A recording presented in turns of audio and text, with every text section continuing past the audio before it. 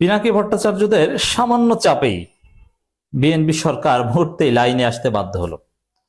তো দর্শক, এই বিএনপি সরকারের একটা মজার দিক আমি বলি, প্রায় আলোচনায় শোনেন যে তাদেরকে বাধ্য করা যায়, চাপ দিয়ে লাইনে আনা যায়।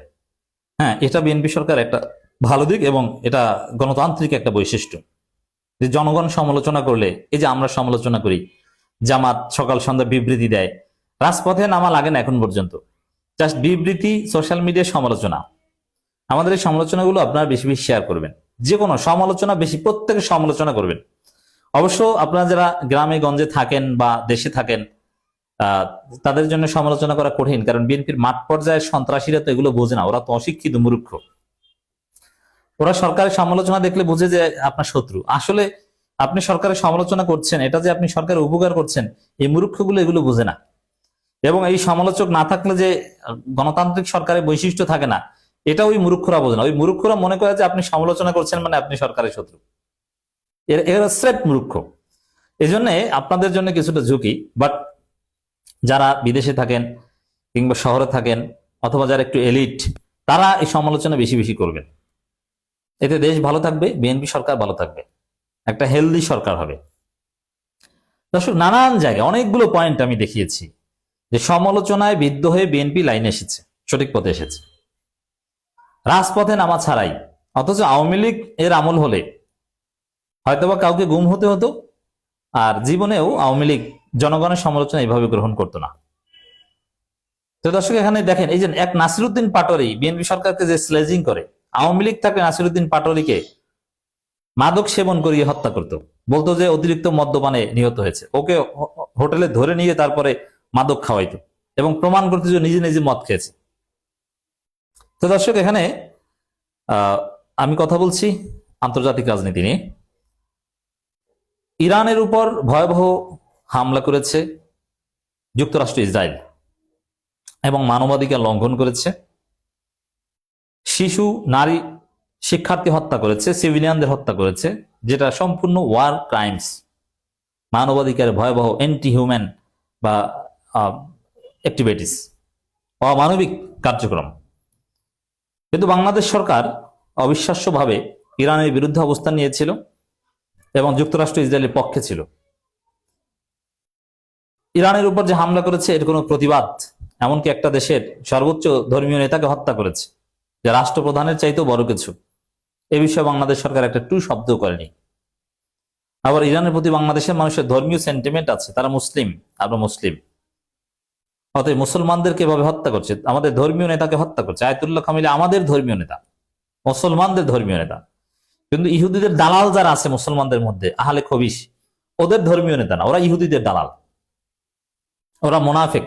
কিন্তু যারা মুসলমান তাদের ধর্মীয় নেতা আয়াতুল্লাহ খামিনি, শিয়া সুন্নি সবার নেতা। শিয়াদের সাথে আমাদের কিছু মৌলিক দূরত্ব আছে, কিন্তু তারপরও তারা মুসলমান। আর এইখানে ইসরায়েল, ইরান যে হামলা করছে, যে নির্যাতন করছে, মুসলমান হত্যা করছে, এর সাথে শিয়া সুন্নির কোনো সম্পর্ক নেই। এর সাথে সম্পর্ক করলে শুধু মুসলমানিত্বের সম্পর্ক করা যায়। এটা এই যে শিয়া সুন্নি ডিভিশন রাখা, অনৈক্য তৈরি করে রাখা, ডিভাইড অ্যান্ড রুল পলিসি, এটাই হচ্ছে যুক্তরাষ্ট্র চায়, ইসরায়েল চায়। আর এইটাই হচ্ছে এই এজেন্ডাই বাস্তবায়ন করছে আহলে কবিশরা।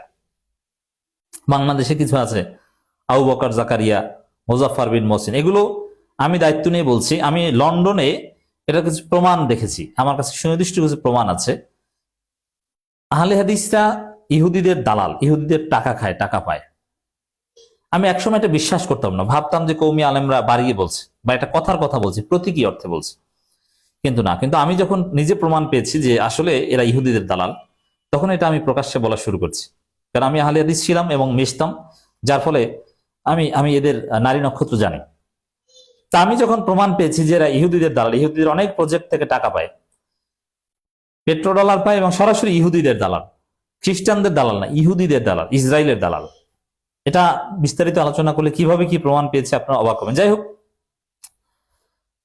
তো এখানে বাংলাদেশ সরকার, মুসলমানদের সরকার, তাও আবার জিয়াউর রহমানের অনুসারীদের সরকার, তারা এর নিন্দা জানাবে না, এটা বাংলাদেশের মানুষকে কষ্ট দিয়েছে।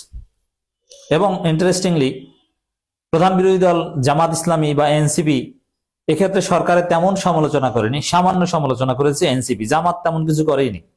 জামাত নিজেরা বিবৃতি দিয়েছে, কিন্তু বিএনপি সরকারের যে বিবৃতি, পররাষ্ট্রমন্ত্রী ডক্টর খলিলের যে বিবৃতি, ওটা মনে হয়েছে যে আমেরিকার বিবৃতি, এটা বাংলাদেশের বিবৃতি এটা মনেই হয়নি। এখন যেখানে বিরোধী দল কার্যকরভাবে বাংলাদেশ সরকারের বিবৃতি তেমন কোনো সমালোচনা করেনি, সমালোচনা করেছে কারা? কিছু অ্যাক্টিভিস্টরা করেছে, আমরা করেছি, আমি করেছি, পিনাকি ভট্টাচার্য করেছে। যেহেতু পিনাকি ভট্টাচার্যের সমালোচনার প্রভাব অনেক, তাসির আছে। পিনাকি ভট্টাচার্য একটা ফেসবুক পোস্ট দিয়ে ওটা সরকার সর্বোচ্চ পর্যায়ে এটা বিবেচনা করে। আর পিনাকি মানে লক্ষ কোটি লোকের কাছে পিনাকির রিচ আছে। অতএব পিনাকি একটা ইনস্টিটিউশন, অনেক ক্ষেত্রে রাজনৈতিক দলের চাইতেও বেশি। তো পররাষ্ট্রমন্ত্রী মন্ত্রণালয়ের যে বিবৃতি, ইরানের বিরুদ্ধে যেটা গিয়েছে এবং যুক্তরাষ্ট্রের ইসরায়েলের পক্ষে যেটা গিয়েছে, যুক্তরাষ্ট্র ইসরায়েলের নাম একবারও বলেনি, তাদের পক্ষেই গিয়েছে কার্যত, সেখানে কার্যকর সবচেয়ে বড় সমালোচনা করেছেন পিনাকি ভট্টাচার্য এবং বিবৃতিটা কেমন হওয়া উচিত ছিল তার একটা ড্রাফটও দিয়েছেন। এবং আমি মনে করি যেহেতু বিরোধী দল তেমন কিছু বলেনি, পিনাকি ভট্টাচার্যদের সমালোচনার ফলেই বিএনপি সরকার বা ডক্টর খলিল রহমান এক পর্যায়ে, আবার খলিল রহমান একসময় পিনাকির খুব কাছের লোক ছিলেন, যার ফলে পিনাকি কি ফেসবুকে লেখেন এটা তো খলিল রহমান সবার আগে দেখবেন, খুব স্বাভাবিক বিষয়। ব্যাখ্যা দিতে বাধ্য হয়েছে। কি ব্যাখ্যা? যে আমরা মধ্যপ্রাচ্যে অবস্থিত বাংলাদেশিদের স্বার্থে বিবৃতি দিয়েছি, মানে এই বিবৃতি যে সঠিক হয় নাই এটা কিন্তু কার্যত স্বীকার করা হলো। এখন এই ভুল বিবৃতি কেন দিয়েছে? বাংলাদেশিদের স্বার্থে, নইলে বাংলাদেশিদের স্বার্থ বিপন্ন হতে পারে। এটা একটা ভুয়া কথা। বাংলাদেশিদের স্বার্থ রক্ষার সিস্টেম মানবতা বিরোধী অপরাধকে সমর্থন দেয়া কখনোই না। যেমন ইরান কেন গালফ স্টেটগুলোতে হামলা করে, এর প্রতিবাদ করেছে, এই জন্য বাংলাদেশ নাকি কনসার্ন। কেন কনসার্ন? যে বাংলাদেশিরা ওখানে আছে। এটা একটা শিশু সুলভ যুক্তি। যাই হোক দর্শক, এক পর্যায়ে সংশোধিত সঠিক বিবৃতি দিতে বিএনপি সরকার বাধ্য হয়েছে। এভাবে বিএনপি সরকারকে বাধ্য করা যায়, এটা পিনাকির ক্রেডিট আমি বলতে চাই। আন্তর্জাতিক আইন লঙ্ঘন করে খোমেনিকে হত্যা করা হয়েছে বাংলাদেশ। এর আগে কিন্তু খোমেনিকে হত্যার বিষয়ে কিছুই বলেনি। এখন যুক্তরাষ্ট্র এবং ইসরায়েল আন্তর্জাতিক আইন লঙ্ঘন করেছে, খোমেনিকে হত্যা করেছে, এটা বলতে বাধ্য হয়েছে। দেখেন, এটাই কিন্তু পিনাকি শিখিয়ে দিয়েছিলেন। ইরানের সর্বোচ্চ নেতা আয়াতুল্লাহ আলী খোমেনিকে হত্যার ঘটনায় দেশটির জনগণের প্রতি আন্তরিক সমবেদনা জানিয়েছে বাংলাদেশ। আন্তর্জাতিক আইন লঙ্ঘন করেই এই হামলা চালানো হয়েছে বলে জানিয়েছেন পররাষ্ট্র মন্ত্রণালয়। ইসরায়েলের যুক্তরাষ্ট্রের হামলায় আলী হোসেন খোমেনি নিহতর খবর প্রকাশের একদিন পরে বিবৃতি জানিয়েছেন। মানে ওই পিনাকিদের চাপে না পড়লে বিবৃতি দিত না।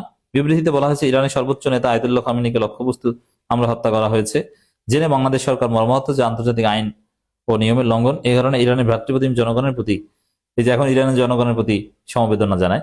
বিবৃতি আরো বলা হয়, বাংলাদেশ বিশ্বাস করে যে সংঘাত কোনো সমাধান নয়, বরং যদিও এখানে মজার বিষয় দেখেন, জামাতের আমিরের বিবৃতিতে যুক্তরাষ্ট্র ইসরায়েলের নাম ছিল না, ইসরায়েলের নাম ছিল, যুক্তরাষ্ট্রের নাম ছিল না।